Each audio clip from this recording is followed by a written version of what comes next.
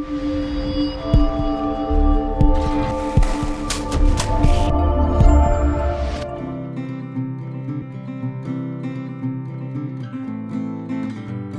Viewers, welcome to proxy ज्ञान।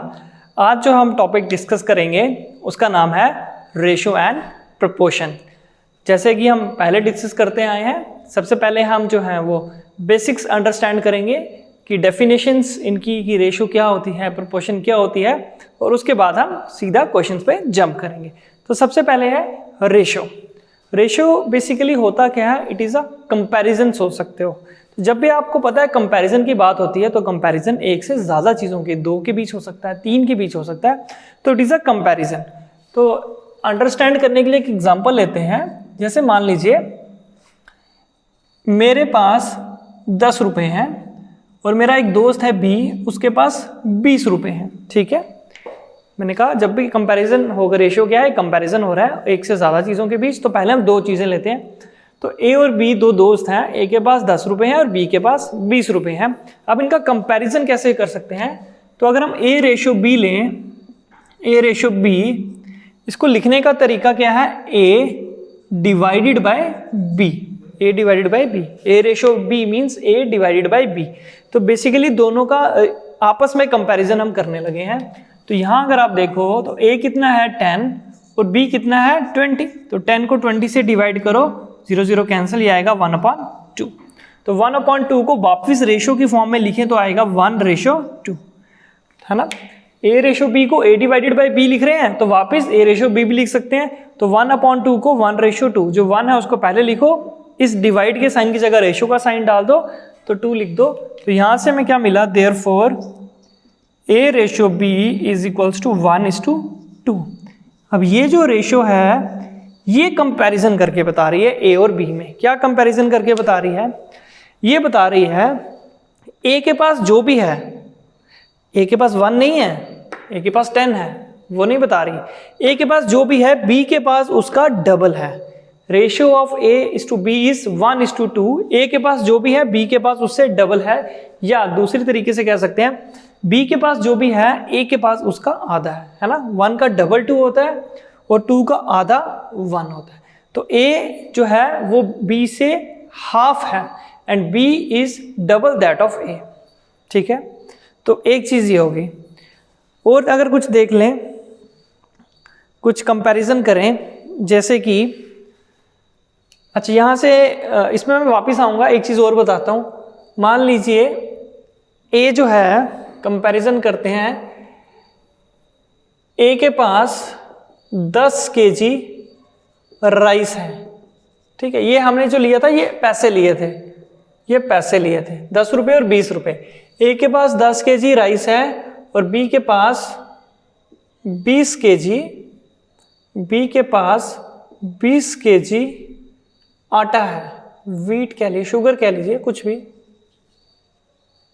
ए के पास 10 kg rice है और बी के पास 20 kg शुगर है। तो बताओ ए और बी की रेशो निकालो, ए और बी की रेशो निकालो।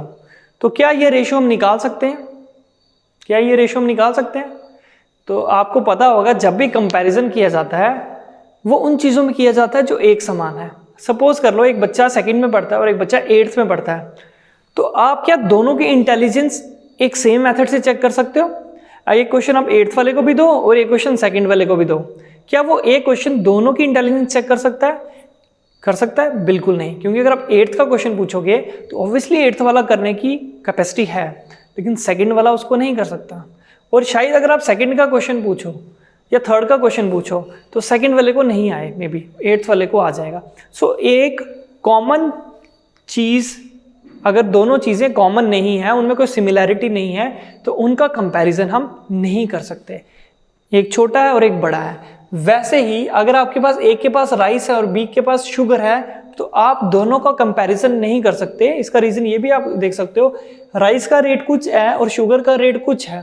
तो अगर आप ए और बी को रिच एंड पुअर डिसाइड करने की कोशिश कर रहे हो कि इसके पास कम है और ए के पास 10 किलो है और बी के पास 20 किलो है, तो यहाँ से आप डिसाइड नहीं कर सकते, क्योंकि बी के पास जो 20 केजी चीज़ है वो कुछ और है और ए के पास 10 केजी चीज़ कुछ और है। मान लो ए के पास 10 किलो राइस है और बी के पास 1 kg गोल्ड है, तो आप क्या बोल पाओगे बी जो है वो ए के कंपेयर में गरीब है, क्योंकि बी के पास कम क्वांटिटी है और ए के पास ज़्यादा क्वांटिटी है? नहीं, क्योंकि हम दोनों का कंपैरिजन डायरेक्टली नहीं कर सकते। इसके पास गोल्ड है और इसके पास राइस है, और gold obviously 1 kg is too much costly.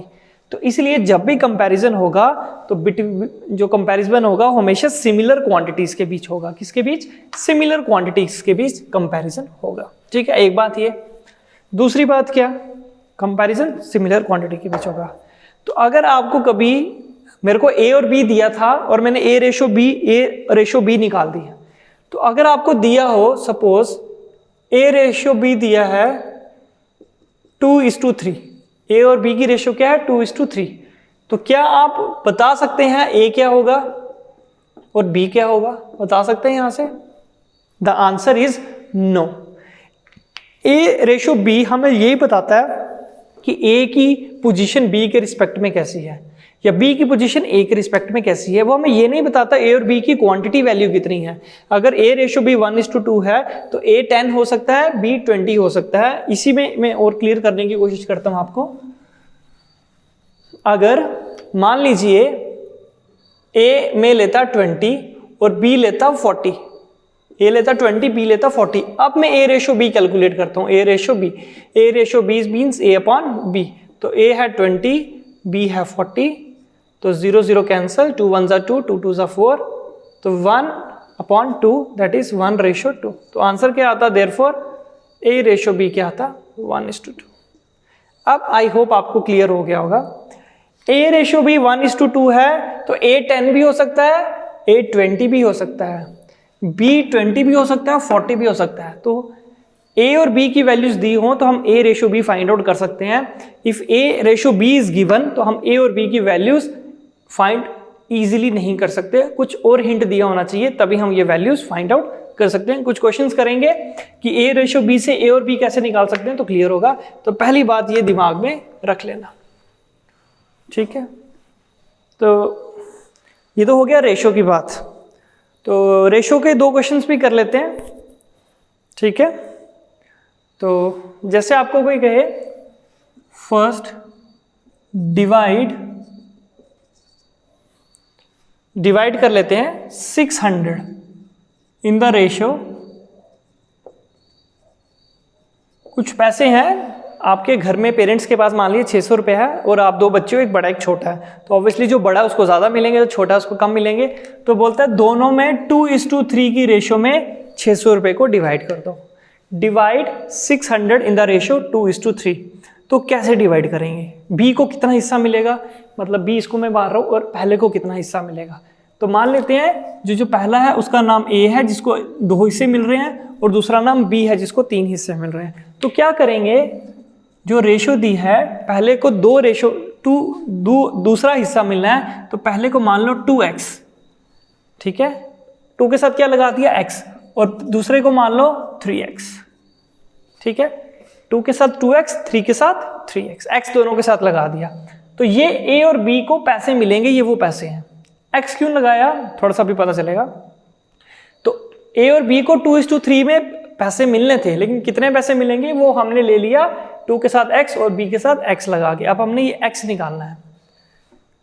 अब हमें पता है हमने दोनों को कितने पैसे दिए 600, मतलब जो पहले को पैसे दिए 2x और जो दूसरे को पैसे दिए 3x, इन तो जोड़ें तो कितने बनेंगे 600, क्योंकि टोटल तो 600 है ना, इसलिए पहले को और दूसरे को जोड़ के क्या बनेगा 600। अब इसको सॉल्व कर लीजिए। 2 + 3 5x, 5x = 600, तो x कितना मिल जाएगा 5 120 सा, मतलब x की वैल्यू हमें निकल गई 120। तो x की वैल्यू यहाँ पुट कर लो, तो 2 को 120 से मल्टीप्लाई करेंगे आएगा 240, और 3 को 120 से मल्टीप्लाई करेंगे आएगा 360। दोनों को ऐड करो, 6 4 10, 3 2 5 और 1 6। तो मतलब जो 600 के 2:3 करनी थी उसमें a को 240 मिलने थे और b को 360 मिलने थे। कैसे निकाला हमने? सिर्फ ये जो रेशो के अमाउंट्स थे उनके साथ x लगा दिया। तो हमेशा हम ऐसे ही करेंगे, जब भी हमें रेशो दी होगी और हमें ओरिजिनल में जाना होगा तो हम दोनों के साथ एक अननोन लगा देंगे सेम। अगर यहाँ x लगाया तो यहाँ भी x, यहाँ y लगाया तो यहाँ भी y, फिर कंडीशन देखेंगे कि जो दोनों का जोड़ है, जो बंटवारा था 600 रुपये का हो रहा था, तो दोनों के पैसों को जोड़ो तो 600 ही बनने चाहिए। एक क्वेश्चन और देख लेते हैं। आप 2 की जगह 3, किसी के 3 बेटे हैं और 3 में पैसे डिवाइड करने हैं, पैसे भी थोड़े कम कर लेते हैं। 120 को 3 में डिवाइड करना है, रेशो है 10:2:3। बड़ा भाई बहुत ज़्यादा पैसे ले गया, क्या करें, है बड़ा है तो अब डिवाइड करना है, क्या करेंगे। अब 3 भाई हैं, A B C, बहन भी हो सकती है कोई, तो A 10, B को 2 और C को तीसरा हिस्सा मिल रहा है। तो मान लिया तीनों के साथ x लगा दिया, ये A के पैसे हैं, ये B के पैसे हैं, C के पैसे हैं, तो तीनों को कितने पैसे मिल रहे हैं, 10x + 2x + 3x। जो टोटल पैसे तीनों भाई बहनों को मिल रहे हैं वो है 120। तो जोड़ लो, 10 2 12 और 3 15, 15x = 120, x = 120/15। तो 5 से डिवाइड करो, 5 3 = 15, 5 2 = 10, 5 4 = 20, 3 8 = 24। तो x कितना आ गया निकल के, x निकल के आ गया 8। तो 8 वैल्यू यहाँ पुट कर दो, 10 × 8 बन गया 80, 2 × 8 बन गया 16 और 3 × 8 बन गया 24। ये तीनों भाई बहनों के बीच पैसे बांट दिए गए। दो तीनों को प्लस करो, 6 4 10, 8 2 11 और 1 12। तो ऐसे हम एक गिवन अमाउंट को एक गिवन रेशो में अगर डिवाइड कर रहे हैं तो हम बता सकते हैं कि इंडिविजुअली उनको क्या क्या अमाउंट मिलेगा। ठीक है, समझ आ गया, इजी था। तो ये तो था रेशो। अब रेशो में काफ़ी सारे और टॉपिक्स के क्वेश्चन भी पूछे जा सकते हैं। जैसे मैं एक आपको बता दूं, एक क्वेश्चन डिस्कस कर लूं। आपको पूछे find the ratio of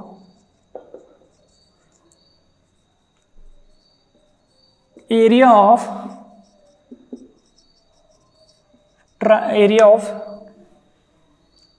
find the ratio of area of 2 circles with radius 1 with radius 2 and 3। ठीक है, तो आपके पास 2 सर्कल्स दिए हैं, उनके रेडियस दिए गए हैं, बताओ उनके एरियाज की रेशो क्या होगी। तो रेशो ऑफ एरियाज निकालिए। तो सबसे पहले जो पहला सर्कल है जिसका रेडियस 2 दिया हुआ है, A1, A2 लिख लेता हूँ। A2 का मतलब उसका रेडियस 2 है। तो एरिया का फॉर्मूला क्या होता है, πr²। तो पाई r की जगह 2 का स्क्वायर क्या आएगा, 4π। रेशियो ऑफ एरियाज निकालिए। तो सबसे पहले हमें एरिया पता होना चाहिए ना, दोनों का एरिया कितना है। तो दूसरे का A3 का एरिया, 3 का मतलब उसका रेडियस 3 है, तो πr² पाई 3 का स्क्वायर, तो क्या आ गया 9π। तो ये आप बोलोगे पाई की वैल्यू क्यों नहीं डाल रहे, अभी देखेंगे क्यों नहीं डाल रहे हैं। तो ये दोनों का एरिया आ गया, दोनों के एरियाज की रेशो। तो जो पहले आ रहा है उसको पहले रखो, जो बाद में आ रहा है बाद में रखो, ये हमेशा ध्यान रखना, क्योंकि जो एग्जाम में दोनों तरीके का आंसर होगा। अगर 2:3 है तो 3:2 भी होगा। तो आपको क्या करना है, जो क्वेश्चन में पहले दिया गया है उसको पहले रखना है, जो बाद में दिया गया है उसको बाद में रखना है। तो A2 रेशियो A3 का क्या मतलब है, A2/A3। A2 कितना है, इस सर्कल का एरिया 4π और दूसरे का एरिया A3 का एरिया 9π। तो पाई और पाई कैंसिल, 4/9। तो 4/9 को लिख सकते हैं 4:9। अब आपका जो एग्जाम में ऑप्शन होगा ना, वो 4:9 भी होगा, 9:4 भी होगा, कुछ और होगा 3:2, 2:3। तो आप पेपर में ये भूल ना जाएं 4:9 टिक करना या 9:4। जो पहले रेडियस दिया है उसका एरिया ऊपर रखना है, जो बाद में दिया गया उसका एरिया नीचे रखना है। तो ये तो देख थोड़ी सी हिंट थी कि हम कैसे रेशो में क्वेश्चन पूछ सकता है। तो किसी भी टॉपिक से क्वेश्चन पूछ सकता है। जैसे मैंने एरिया में पूछा, आपको सर्कमफ्रेंस भी पूछ सकता है, आपको रेक्टेंगल का भी पूछ सकता है, ट्राइंगल का भी पूछ सकता है। सो इस तरह के पॉसिबल क्वेश्चंस आपको आ सकते हैं। ठीक है, अब हम थोड़ा सा प्रोपोर्शन की तरफ जाने की कोशिश करेंगे। ठीक है, अच्छा रेशो में एक बात मैं आपको और बता दूं कि जो रेशो में आप लिखते हो ना A/B या A/B, इसमें जो A होता है इसको कहा जाता है एंटीसीडेंट। एंटीसीडेंट मतलब जो ऊपर है, न्यूमिनेटर है, जो ऊपर लिखा गया है उसको कहते हैं एंटीसीडेंट, और जो दूसरा है उसको कहा जाता है कॉन्सिक्वेंट। ठीक है, ए जो न्यूमिनेटर में है और जो डिनोमिनेटर में है, जो ऊपर लिखा गया है एंटीसीडेंट और जो नीचे लिखा गया है उसको बोलते हैं कॉन्सिक्वेंट। ठीक है, तो ये नोटेशन समझ आ गई। ये क्यों? क्योंकि क्वेश्चन कभी कभी उसमें ये वर्ड यूज करता है। जब ये वर्ड यूज करता है तो आपको पता होना चाहिए। तो पूछा गया है, जैसे कि क्वेश्चन है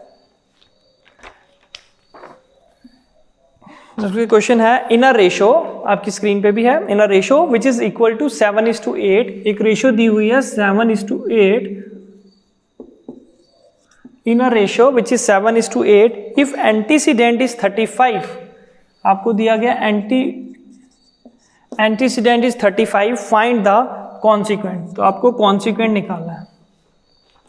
तो मतलब आपको एक रेशो दी है, वो जो रेशो जिन नंबर से बनी वो न्यूमिनेटर दिया है, तो आपको डिनोमिनेटर बताना। तो मैंने आपको पहले कहा था रेशो से नंबर जाने की हम कोशिश करेंगे। तो 7:8 दिया है तो इसको लिख सकता हूँ 7/8, यही मतलब होता है रेशो का। अब ये 7:8 बनी कैसे होगी? बेसिकली कोई नंबर हुए होंगे, जैसे आपको 1:2 कैसे बनी थी, हमें 10/20 दिया था, उनमें से कुछ कैंसिल हुआ तो बचा 1/2, है ना। यहाँ पे ध्यान से देखना, 10/20 इज इक्वल टू 1/2, कैंसिलेशन करके ये 1 से 10 कैसे बन सकता है? 1 से 10 मल्टीप्लाई करके बनेगा। वापस अगर रिवर्स आने की कोशिश करें, क्योंकि हमने दोनों में से 10 ही कैंसिल किया था, तो 1 से अगर 10 आना है तो हमें 10 से मल्टीप्लाई करना पड़ेगा। और अगर आप देखो 2 से 20 आने के लिए भी 10 से मल्टीप्लाई करना पड़ेगा। न्यूमिनेटर में जो मल्टीप्लिकेशन हो रही है वही डिनोमिनेटर में हो रही है सेम, तभी आप इस नंबर पे पहुंच पाओगे। एक और एग्जांपल ले लीजिए, अगर आपके पास एक रेशियो है 3:4 और वो कैसे बनी? बेसिकली वो बनी 12/16 से, 12/16 से तो बन जाएगी 4 3 12, 4 4 16, बन जाएगी 3:4। अब आपको बोले 3 से 12 कैसे बनेगा? तो 3 को 4 से मल्टीप्लाई करेंगे 12 बनेगा। जो मल्टीप्लिकेशन ऊपर वाले को की वही नीचे वाले को करेंगे तो उसके सामने वाला नंबर मिलेगा। यही मेथड यहाँ पे लगाना है। आपको कह रहा है ये जो 7:8 थी वो बनी थी 35/समथिंग से, 35/समथिंग जो हमें नहीं पता। जो ये इस रेशो का एंटीसीडेंट था, न्यूमिनेटर वो 35 था। आप बताओ डिनोमिनेटर क्या होगा? तो हम क्या देखेंगे, 7 से 35 कैसे बनता है? तो 7 को अगर 5 से मल्टीप्लाई करें तो बनता है 35।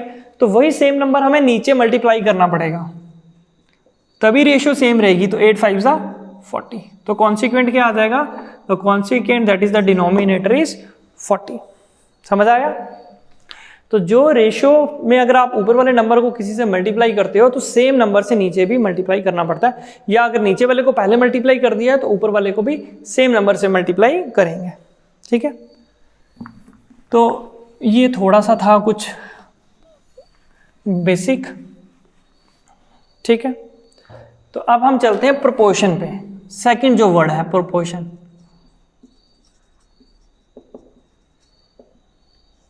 अभी रेशियो पे भी क्वेश्चंस हम और भी तरह के करेंगे, बट थोड़ा सा डेफिनेशन प्रोपोर्शन की देखते हैं, फिर मिक्स तरह के क्वेश्चंस करना शुरू करेंगे। तो मान लीजिए आपके पास दो रेशियो है, A/B और C/D। ठीक है, 4 नंबर्स हैं, A और B की रेशियो अलग निकाली, C और D की रेशियो अलग निकाली। मान लीजिए जैसे A दिया है 5, B दिया है 10, ठीक है, C दिया है 15 और D दिया है 30। ये 4 नंबर्स दिए हैं। तो अगर आप यहाँ पे देखो A/B क्या आएगी, A/B 5/10, तो वो क्या आएगी 1/2। ठीक है, रेशियो मतलब divide is equals to in the form ratio. C/D क्या निकलेगी 15/30, 15 1 15, 15 2 30, 1:2। A और B अलग है, C और D अलग है, but ratio of A and B is same as ratio of C and D। तो जब कोई दो रेशियोज सेम आ जाएं तो बोला जाता है the two ratios are in proportion. The two ratios are in proportion मतलब कि दो रेशियोज क्या है, इक्वल हैं। तो इक्वालिटी ऑफ टू रेशियोज को ही क्या कहा जाता है, प्रोपोर्शन।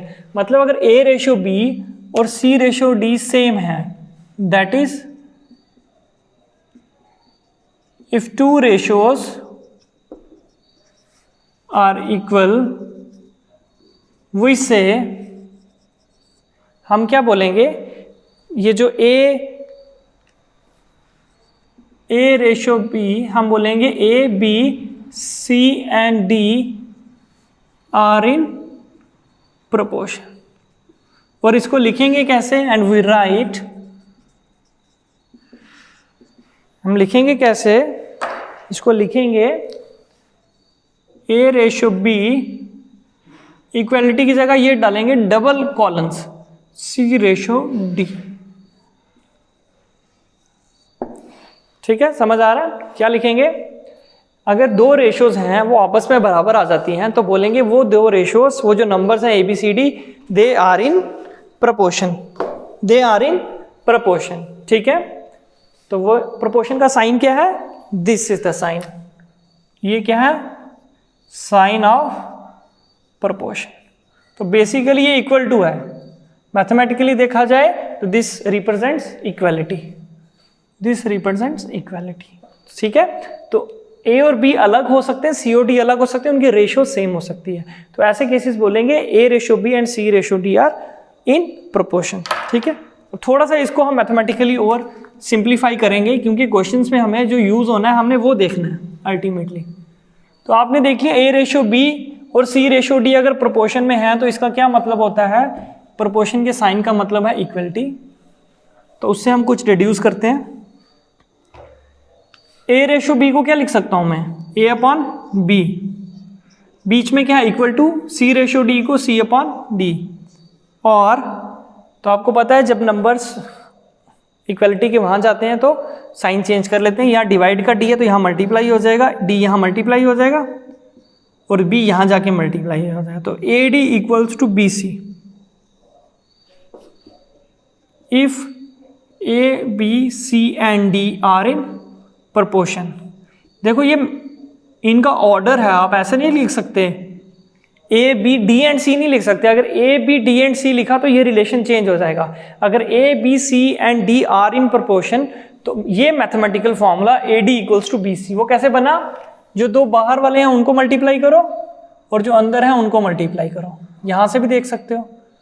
एक याद रखने के लिए एग्जाम में ये कैलकुलेशन अवॉइड करने के लिए, जब भी चार नंबर प्रोपोर्शन में देखें, जो बाहर वाले हैं उनको मल्टीप्लाई करो, जो बीच वाले हैं उनको मल्टीप्लाई करो, ये आपस में बराबर आने चाहिए, तभी ये नंबर्स क्या होंगे प्रोपोर्शन में। तो ये जो है रिजल्ट जो है आप ध्यान रखोगे, क्वेश्चंस में हम यही यूज करेंगे डायरेक्टली। ठीक है, if A B C and D are in proportion then A D equals to B C. एक चीज ये हो गई। दूसरी चीज क्या है, इनकी टर्मिनोलॉजी है। क्वेश्चंस कभी कभी वो टर्मिनोलॉजी से आ जाते हैं तो सिंपल सा क्वेश्चन मुश्किल बन जाता है। तो क्या कहते हैं, ये जो ए है, ए को कहा जाता है first proportion, first proportional. B को कहा जाता है सेकंड प्रोपोर्शनल। सी को कहा जाता है थर्ड प्रोपोर्शनल और वैसे ही डी को कहा जाता है फोर्थ प्रोपोर्शनल। ठीक है, समझ आ गई ये चीज कि A is called first proportional, B second, C third and D fourth. ठीक है, A और D को इकट्ठा कहा जाता है, A और D को एक्सट्रीम। एक्सट्रीम मतलब जो बिल्कुल एंड पे होते हैं, चाहे सबसे पहले हो या सबसे बाद में हो, तो extreme terms A and D, सबसे पहला और सबसे लास्ट, उनको बोलते हैं एक्सट्रीम टर्म्स। और जो बीच में रहेंगे B और C, इनको बोलते हैं मीन टर्म्स। क्या इनको बोला जाता है मीन टर्म्स। तो ये थोड़ी से जो डेफिनेशन टाइप्स हो सकते हो, ये याद करना जरूरी है, एग्जाम में क्वेश्चन पूछा जा सकता है और हम देखेंगे भी। A ratio B proportion C ratio D. A is called first, second, third and D is called fourth proportional। A और D पहला और लास्ट वाला इनको बोलते हैं एक्सट्रीम टर्म्स और ये जो बीच की हैं B एंड C इनको कहते हैं मीन टर्म्स। ठीक है, समझ आ गया, क्लियर हो गया। तो इन पे अब क्वेश्चंस जो हैं वो पहले इन्हीं पे चलो टर्न बाय टर्न करते हैं क्वेश्चंस। थोड़ी देर बात करते हैं ताकि आपको याद रहे, चेक करते हैं कि ये extreme terms, mean terms, video pause करके याद कर लें कौन कौन से हैं, क्योंकि जब हम इन क्वेश्चन पे आए सो दैट तब चेक हो पाए। आपको याद रहे, नहीं अभी करेंगे तो बिल्कुल याद रहेगा। तो थोड़ा सा हम रेशो में ही आ जाते हैं। तो जैसे आपको कोई बोले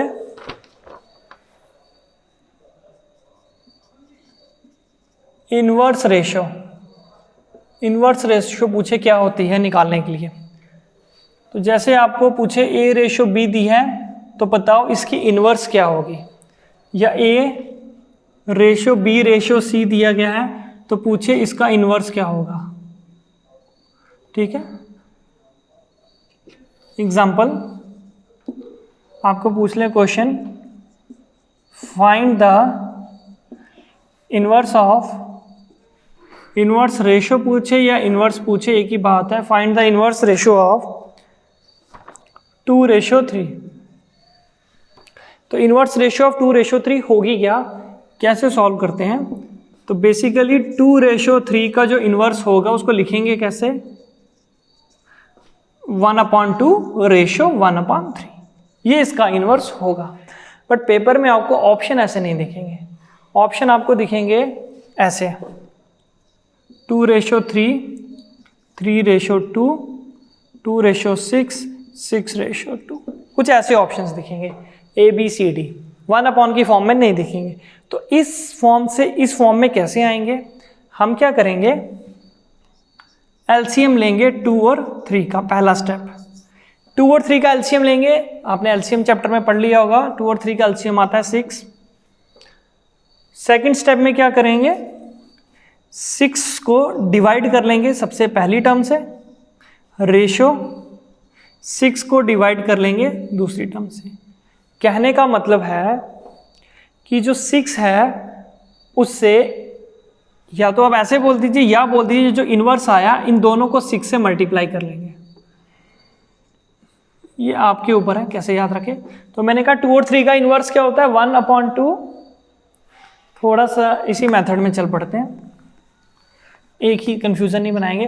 तो इसका इन्वर्स होता है 1:2, हम क्या करेंगे इसका बना देंगे 6:2, 6:3। कैसे, मल्टीप्लाई करेंगे, मल्टीप्लाई बाय एलसीएम, किसका एलसीएम, 2 और 3 का। तो इन्वर्स का मतलब उनको 1/, फॉर्म में लिख दो। आंसर में आने के लिए दोनों को मल्टीप्लाई करो, जब भी रेशो में काम करना है सेम नंबर से करना है तो एलसीएम से मल्टीप्लाई कर दो। तो आप 6 को 2 से डिवाइड करोगे तो 3 आएगा, 6 को 3 से डिवाइड करोगे तो 2 आएगा, यही आपका आंसर है। तो 3:2 ये आपका आंसर है। ओरिजिनल रेशियो थी 2:3, इन्वर्स आ गया 3:2। तो यहाँ से आपको एक चीज़ मैं बता सकता हूँ रिजल्ट, कि अगर आपके पास 2 ही नंबर्स दिए हैं जिनके बीच में कंपैरिजन है तो इसका इन्वर्स पूछे तो वो B:A होगा हमेशा। तो दिस इज इजी, A:B का इन्वर्स है B:A। लेकिन कब नहीं होगा, मेथड क्यों सिखाया, टाइम क्यों वेस्ट करवाया, जब नंबर 2 से ज़्यादा होंगे तो ये मेथड काम आएगा। तब देखते हैं उसी को, ये समझ आ गया। तो क्वेश्चन नंबर 2 चलते हैं। आप अगर पूछ ले find the ratio of 3:2:1, inverse पूछ लें 3:1, इसका आपको इन्वर्स पूछ लें तो कैसे निकालोगे, 3:2:1 का इन्वर्स। तो यहाँ वो मेथड नहीं लगेगा उनको उल्टा कर देना, तो इनका इन्वर्स क्या होगा, तो 3 का बन जाएगा 1/3, 2 का 1/2 और 1 का 1। अगला मेथड क्या है, किससे मल्टीप्लाई करेंगे, एलसीएम ऑफ 3:1। 3:1 का एलसीएम होता है 6, तो 6 से मल्टीप्लाई करेंगे तो क्या आएगा, 6:3, 6/2, 6/1। तो सॉल्व कर लीजिए, 2 3 2 6, 2 3 6, 1। तो 2 3 1 आया। अगर आप देखो उल्टा करते तो 1 2 3 आता। तो यहाँ से ये पता चल गया वो रिजल्ट 2 के लिए ही वैलिड था। तो इन्वर्स निकालने के लिए क्या करेंगे, सबसे पहले उन रेशियो को रेसिप्रोकल फॉर्म में लिख देंगे, उसके बाद एलसीएम से मल्टीप्लाई करके सिंप्लीफाई कर लेंगे। ठीक है, समझ आ गया, क्लियर हो गया।